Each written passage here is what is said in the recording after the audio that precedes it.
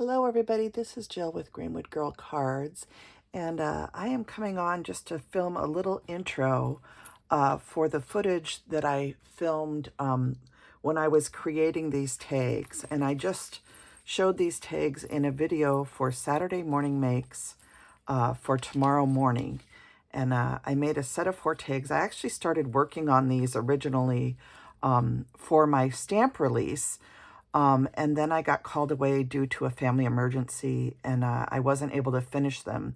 So I actually finished them this week, and I'm sharing them for the Two Crafters One Design tags week of inspiration or theme for this week.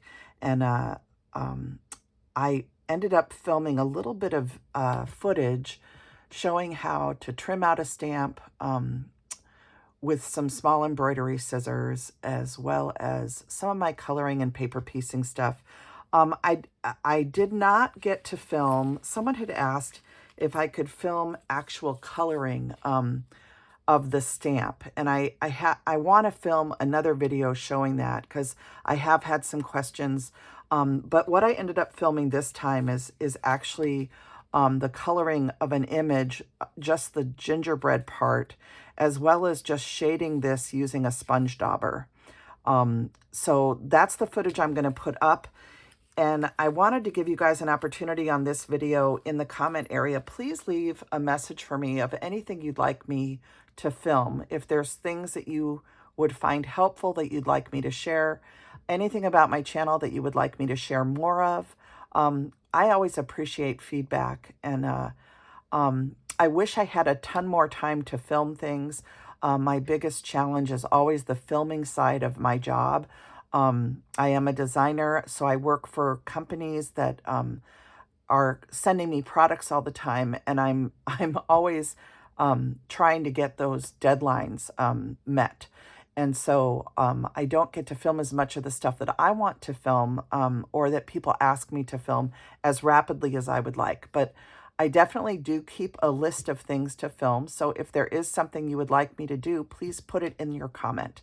Okay, and I'm going to attach some footage. Let me know if you find the footage helpful. Again, just let me know what else you'd like to see. All right, thank you so much for watching my channel and for supporting you know, the companies that I work with, and for supporting my stamp line, Jill's Joyful Heart, under the umbrella of Peachy Keen Stamps. I so appreciate it, you guys. All right, bye now. Enjoy the footage.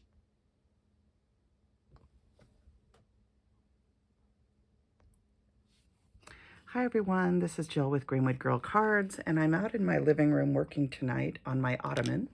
And I decided to stamp out a few of my Gingerbread Joy images. And I thought I would turn the camera on for parts of what I'm doing. I talk a lot about trimming stamps out, and I thought for some of you that maybe haven't done a lot of fussy cutting, I would share how I do it. I tend to make small cuts where I can.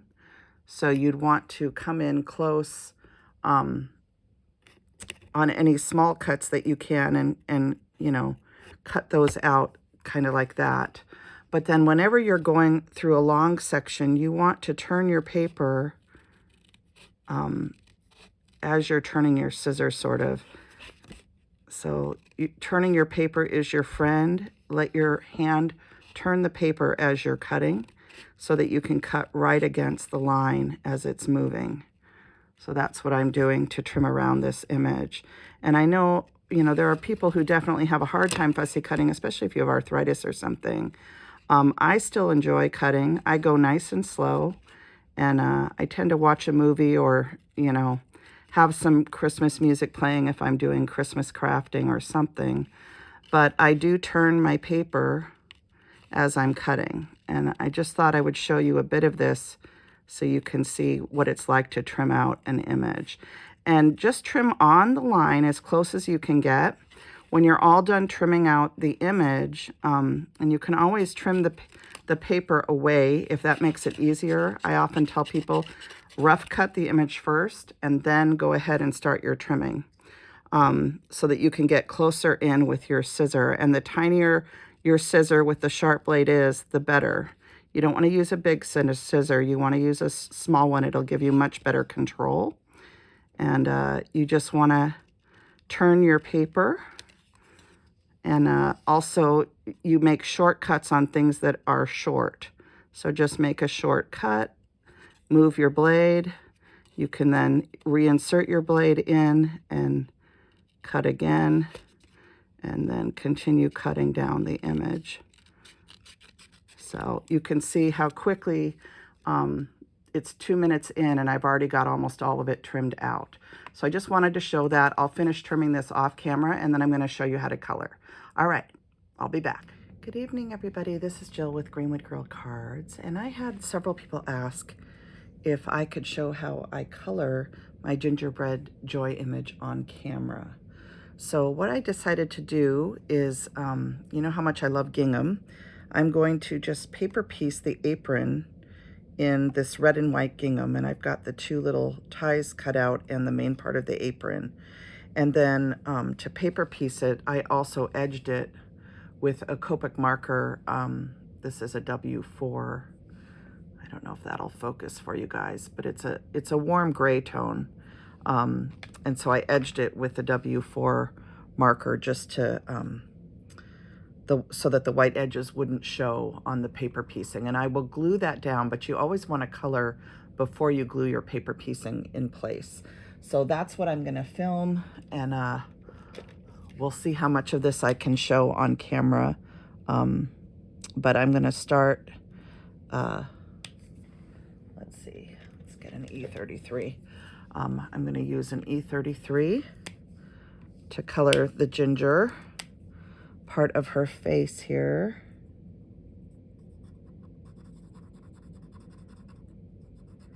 And you can certainly use multiple colors to shade, but if you're not someone who enjoys shading or coloring for that matter, you can always color images simply and they will still be beautiful on a card.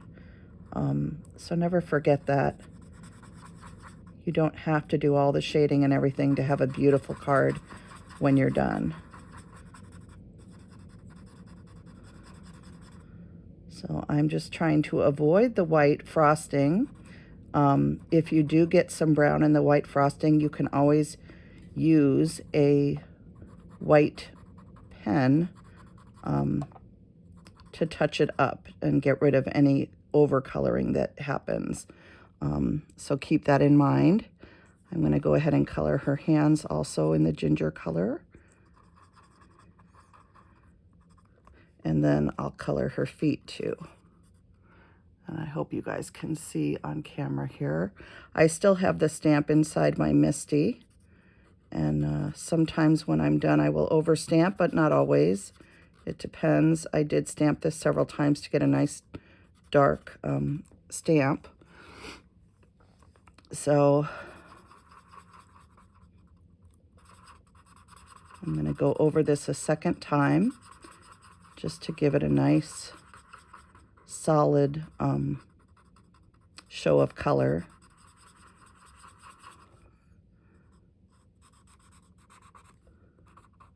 And then, like I said, you could go in with a darker brown and give it some shading, which we'll see how far we get on camera. I don't want this video to be too long. So, but I normally do shade any place where lines touch is where you want to put the darker color. So where the cuff is, you'd want to put a darker color here and here. You'd want to put a darker color where the cuff is here, along her neck. Any place where lines touch, you want to add that darker color. So I started with an E33, and I could take maybe an E34 or an E35 if I have it. Let's see. That's an E55. Let's see how dark this E55 is. Just give it a little touch up underneath the neck.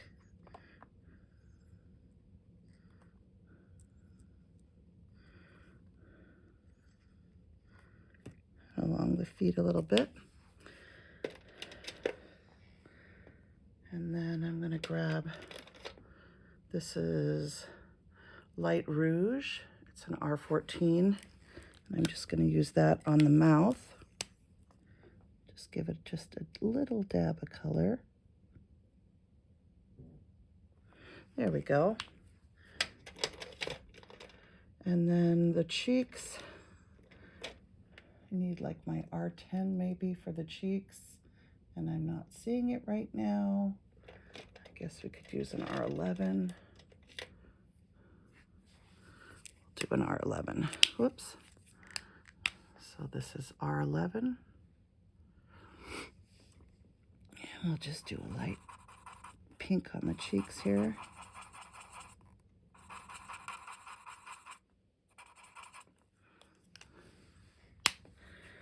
Okay, and then because I'm going to paper piece in red and white, I just want to do some very light shading with some light beigey tones. So I'm going to pull out my E41 and E40, I think. And I might even go maybe with an E00 to start with. So I'm not sure. Let's see. Let's take a look and see how things look. I just want to add a little shading to make this, the white areas filled in a little bit.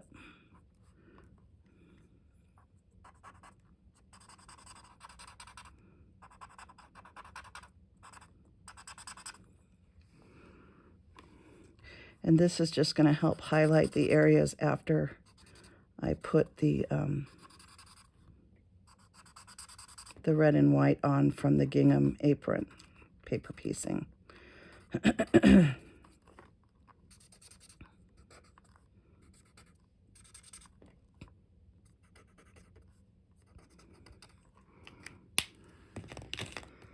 going to start with that and just see what I think here. And I could certainly be doing this, if I colored this in reds and did the shading in the red, I think it'd be easier for you guys to see the outcome of what I'm trying to do. But this is what it's going to look like. Let's see if I can pick this up and bring it closer. So you can see a little bit of the shading on the image, not much. I might want to go slightly darker, but I think I am going to go ahead and glue the apron down so I can get a good feel for how much more shading I want to add. And I might add just a red border on the part of her skirt down at the very bottom, like a red petticoat. So I think let's do a little more shading before I glue that in place. I think I'm going to try the E41 or the E40. Let's see.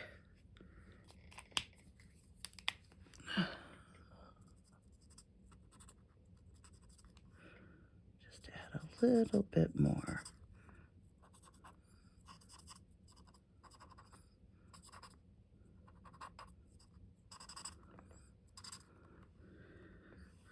And just darken it up a little bit.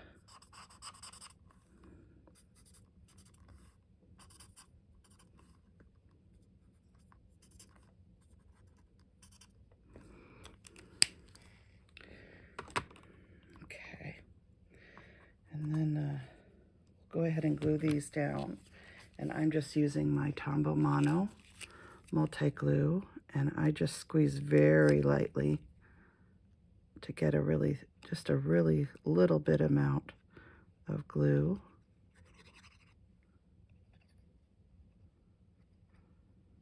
Don't want it to have a lot on there. You just want enough for it to stick. And then we'll glue this in place.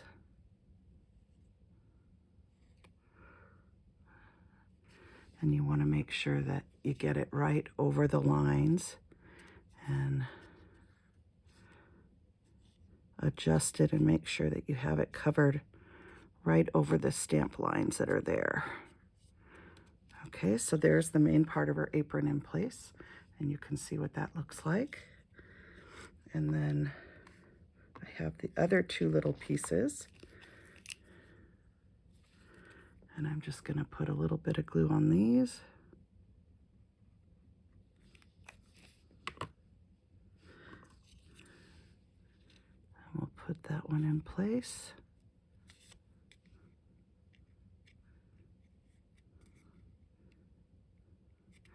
And I think that's the hardest part, really, is just making sure you have everything perfectly lined up and cut correctly so that it looks right once you glue it down on the image. But paper piecing is so fun. It's not very hard to trim out this apron. I showed on camera how I did it, and how, you know, it's just 3 pieces.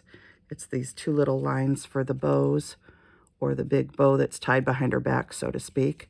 These are the little ribbon edges from where that would be tied behind her back. And so you're just doing these 2 little pieces, and then the main part of the apron, which just comes out around her hands and up.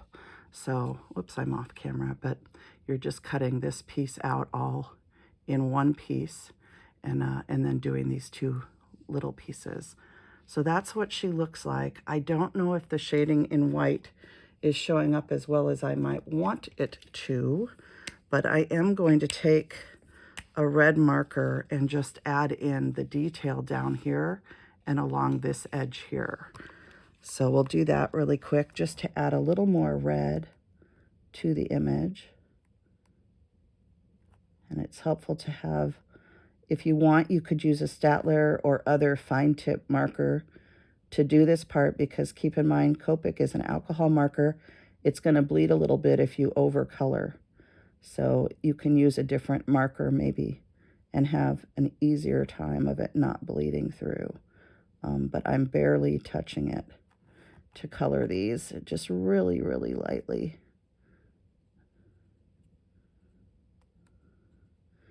And you could take some garnet color to just add a little darkness on some of these edges where you feel it would maybe be darker.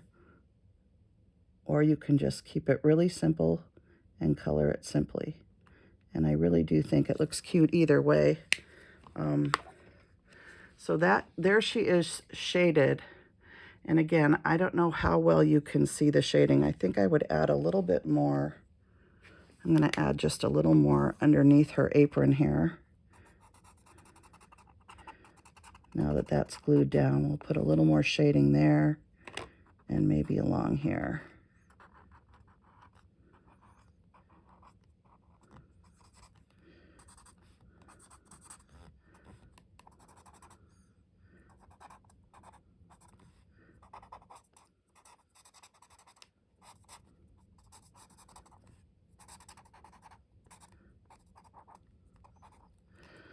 There we go.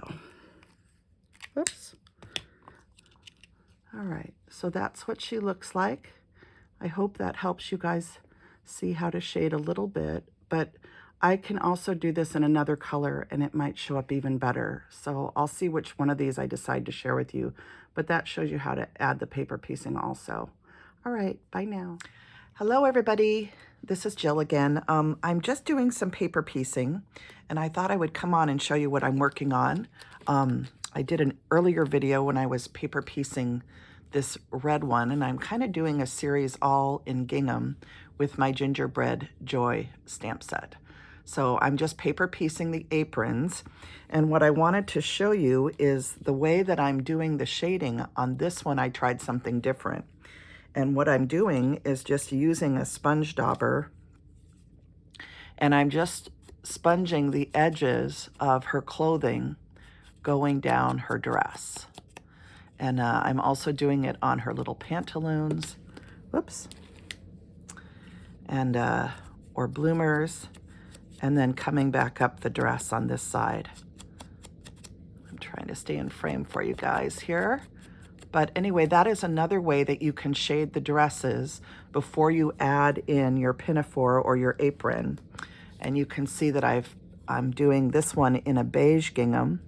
And this is from one of Anna White's paper pads from I.O. If you were lucky enough to pick this up before it sold out, this is the mini gingham. And I'm using this, I think it's this one or this one, I forget. But one of the brown ginghams. And so just by doing that little bit of brown edging, it makes her dress have shading. And it's a really easy way to do it if you don't want to color. And of course, I'm going to color her head with Copic markers and her little hands and her feet down here. So I just wanted to show that, and I also, of course, always cut out the little apron strings, and I will glue those down too. So just another little process video just to show you guys what I'm working on. All right, thanks for watching.